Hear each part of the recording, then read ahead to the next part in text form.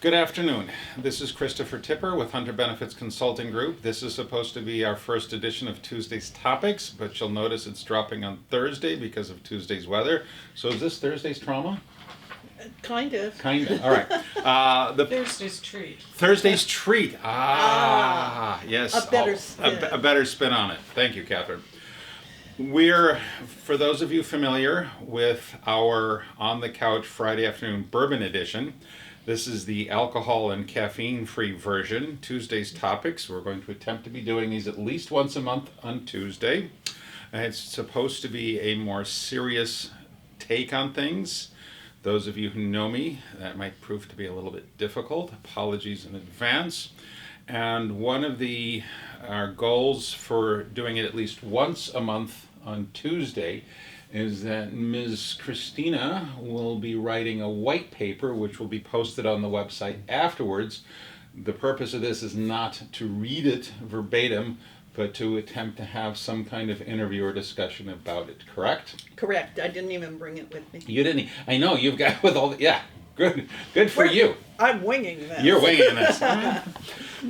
Today's topic is long-term part-time employees. This was a gift Sure. from the Secure Act of December of 2019.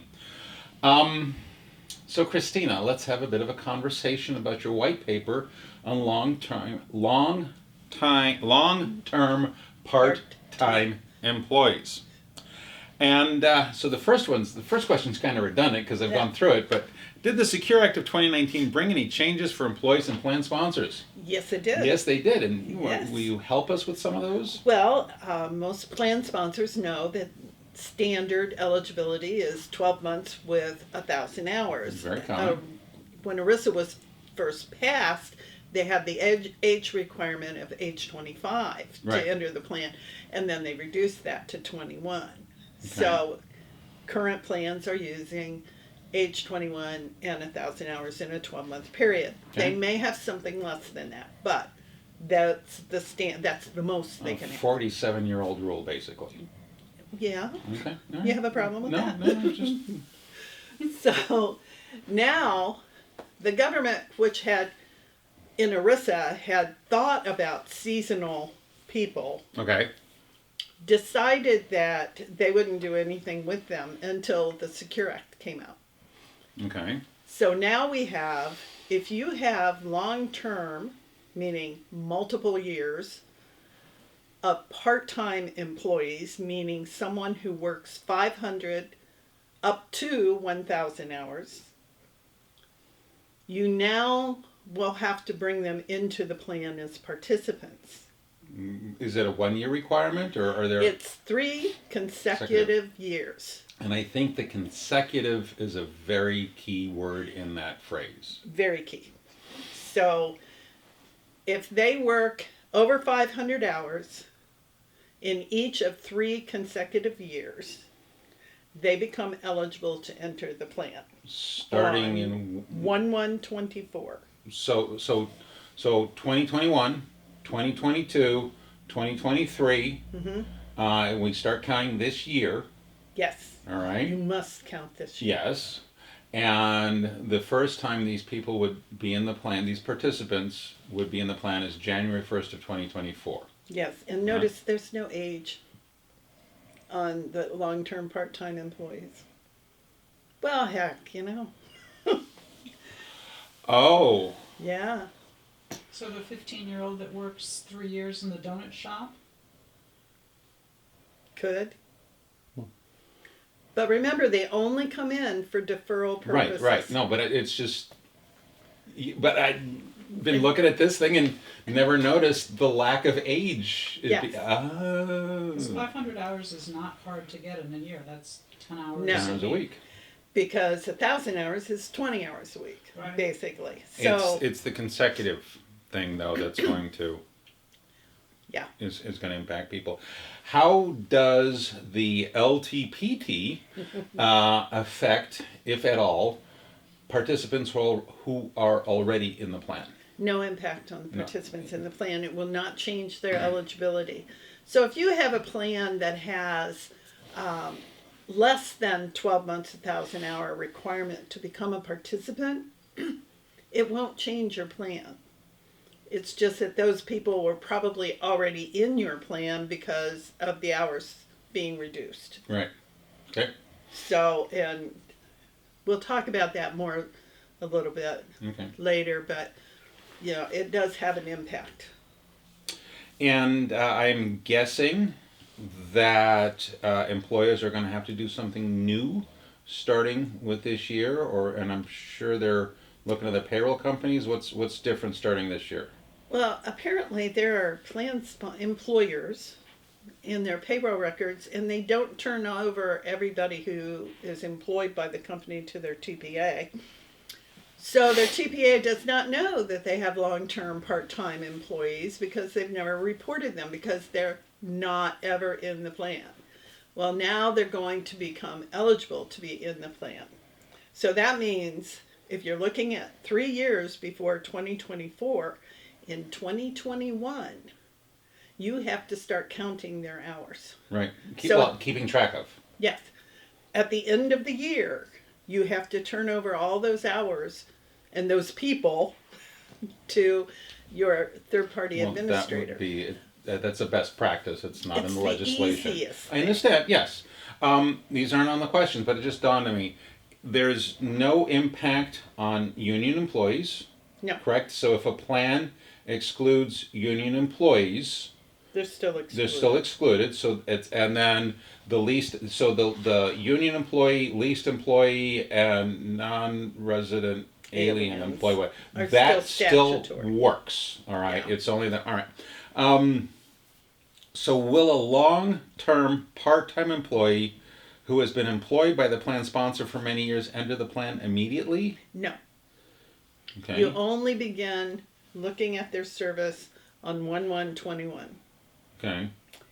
Then they have to complete those hours, 500 to 1,000, in each of the next of those 3 years, 2021, 22, 23. So what happens in the middle? So if somebody's all right, we're going to get into too many what ifs. We'll Yeah. try. Let's see how the rest of this goes here. Are the hours counted for long-term part-time employees different from the hours counted for all other employees? No. All right. All hours for all employees are hours for which they are paid or entitled to payment. And some plan documents, adoption agreements, have hours equivalents Yes. in there, where if you work an hour in one day, you get credit for 8, and those kinds of things. Those are those going to have an effect, or are we talking about real hours really worked? I believe we're talking about real hours really work. Remember, these are hourly paid people So they would 99% of the time. You should be able to take their hourly rate and divide it Right. into their total comp. Yeah, and yeah. So the Secure Act seems to be written under the presumption that an employer or somebody is tracking actual hours worked.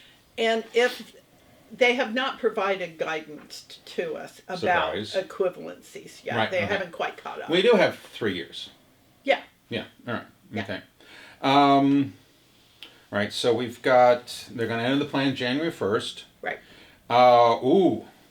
Yes. I think we've touched on this before because I keep saying this word. But what happens if a long-term part-time employee? I'm so proud of myself when I can say that, right? Completes 750 hours in 2021 and 2022, but only does 400 hours in 2023. I'm guessing that person is. Starts over again in 2024. It has to be 3 consecutive years. Yeah. So if you miss 1 year of getting the hours, you start all over again. It's not 1,500 hours over a 3-year period. No. Okay. All right. Other than union, leased, and resident alien, there's nothing you can do to keep an employee out of a plan. The only way you could keep a long-term part-time employee out of the plan is if you control their hours Okay. and have them work 1 year every couple of years with less than 500 All right. hours. Not on the notes. So, and I have to throw in one really detailed geeky question because of what Only you start. one? Well, so far. Now then, we have we have an office in Denver. Yes. We could theoretically, don't worry, Denver staff, theoretically, we could theoretically exclude our Denver employees from our 401k plan and they could never get in the plan. Because we have enough employees, we'd meet all the other coverage and non-discrimination requirements, right? And all of our employees in Denver are full-time, all right? Mm-hmm. How does that work? For With long-term. so if we had a 600 hour a year employee working out of Denver, they would be eligible to defer in 2024, but nobody else in the Denver office would. As the guidance has been written thus far, yes. Oh, this is gonna be fun. I remember back when some of these acts are truly full time. This feels like a full employment act for us. Yeah. This is going to be no. I understand the reason why we have a substantial retirement ability gap in this country. A lot of people are being kept out of plans. I understand. This is something that is meant to help, but the devil, as they say, is in the details. But thankfully, they gave us more than 3 years because this is 4 started. years. We started in 19, so we knew about it all 2020, but we were a little concerned with other stuff. Yeah. And now we've got 3 years of keeping track of things, and they're going to start. All right. Right. The government has been concerned about part-time employees or employees at lower level jobs. Because it's not unusual to find a part-time employee who has 3 jobs. Right. And none of which give him A benefit. a benefit. So what happens is later, Social Security doesn't provide enough. We need more money for this, and we need more money for medical care, and all of that as they get older. So better to help them save, like you could save on a 500-hour job. Right. But if you've got multiple, right. yeah, if you've got multiples, you have a chance. Right. But Right. you know. So if a long-term part-time employee becomes a participant, this is only for deferral purposes. Right. And they're still going to have the ability to choose between pre-tax and Roth, right? As far as we know. As far as we know. No all right. guidance, but yeah. And will this have an impact on the employer's cost to administer the plan or maintain it? This is a leading question. Yeah. Yes, it is going to impact the cost, but not by a huge amount. Normally, it would be in the per participant charge, There's one exception to this, though. which is Audits.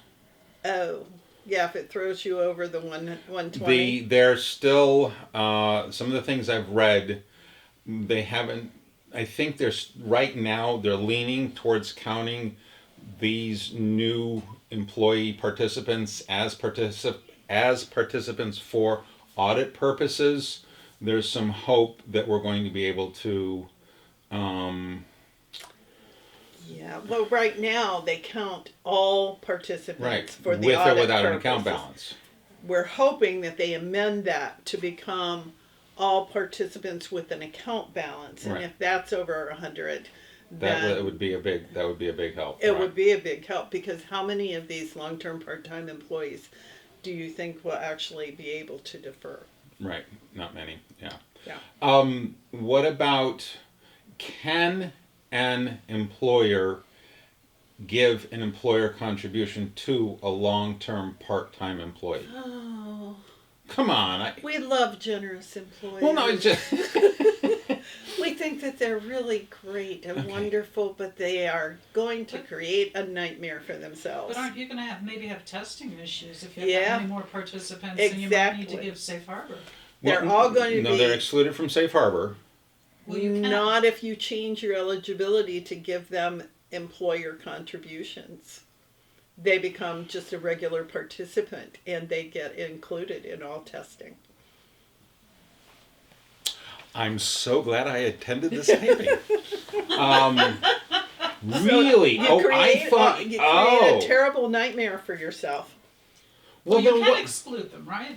There's ways to exclude them. Well, then by from them. default. Yeah. Well, I'm- right now, by default, the They law don't get only employer requires contributions. the Right. deferral. But if you are a generous employer and you think, wow, I have to bring them in anyway, I might as well bring them in for all purposes. Well, you bring But them what's in for all testing. But as isn't well. there a different definition of vesting for a Yeah. long-term part-time employee if you give them an employer contribution? Yes, only 500 hours a year. Whereas your regular participants have to work 1,000 hours to get 1 year of vesting service. And if you bring them in for and give them employer monies in the plan, you have to go back to the day that they were originally hired, depending on how long it's been, and determine if they worked 500 hours in any of those years prior to 2021. So even though we're only supposed to start keeping track of hours to get in the plan starting this month, January of 2021, if an employer decides to let somebody in for an employer contribution that is a long-term part-time employee, all right, they could theoretically have been hired in 1999. Well, You'd have to go back and see how many years of service they worked over 500 hours before 2021.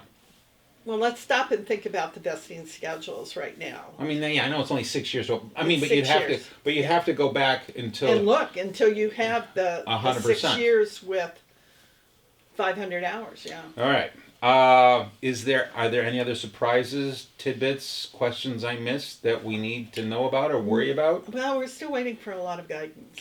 They did give us guidance on the vesting, Right. but there's a lot there that Because they right haven't. now we are at the beginning of the cycle 3 amendment and restatement process. And this is not in there. Yeah. So so right now we don't have, at some point after January 1st, 2024, there's going to be language presumably to handle the Yeah, we're waiting for that. Because, you know, you have to comply with the law, right.